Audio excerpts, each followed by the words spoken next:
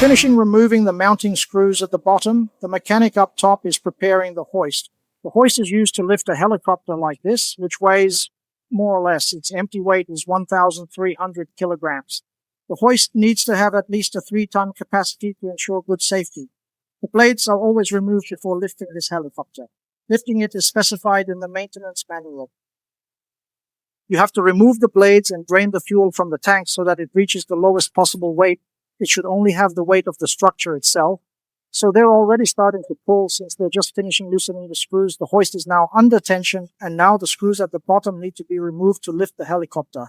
Here, since the aircraft is positioned, we create this structure here, which is a dedicated area of the company, so the aircraft will be taken. We're going to start by removing the landing gear, and starting Monday, we'll begin disassembling all the components that are scheduled in our maintenance program tasks. I'll film all of them, well, obviously some of them, but we'll get an idea of how maintenance is done here at the company. This is the tool I mentioned to you. It's an old landing gear that has been turned into a tool. We're going to place the helicopter on it, and then throughout the entire inspection, it stays on it. The skid is free so we can do the inspection, paint and so on, and now it's being installed on the aircraft.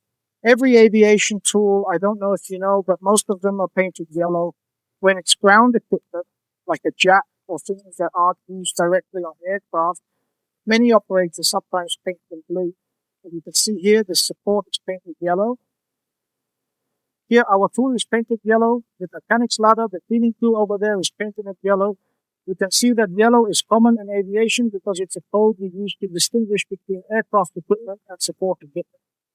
Now they're going to start lifting the helicopter to separate it from the landing gear. For that, someone has to stay at the back to hold it. The mechanic is there holding it.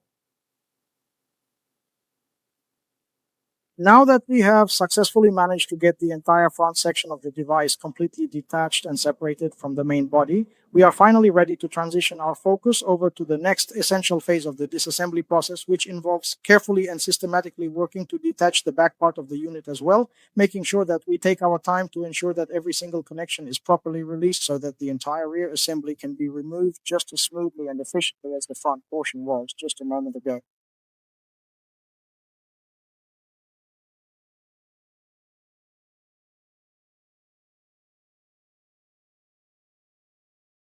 All right, here it comes. Just take a look at how it moves. And then, as the process unfolds, it will continue forward. At this point, we can see that it will start separating into different parts. Since the back part is positioned much higher than the front, it naturally gets pulled backward by the tension. Watch closely as the elevation of that rear section causes the entire structure to shift, creating a clear gap as the components begin to drift away from each other in a very steady and deliberate motion. Now that the tool has been successfully and fully detached from the main assembly, the next step is to carefully lift and place the entire piece of equipment so that it is positioned completely off the ground. Please ensure that there is a clear gap between your tool and the floor surface to prevent any contact. By keeping the detached tool in this elevated position, you can safely proceed with the next phase of your work, making sure the unit remains stable.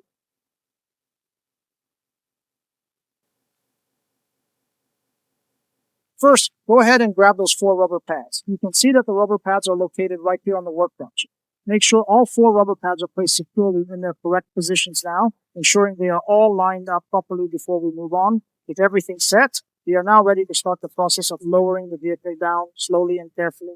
It is very important that someone stays positioned right at the tail end of the car to keep it close and it. Once it comes down, you can see that it fits perfectly right there in this spot. Yes, it fits exactly as it should.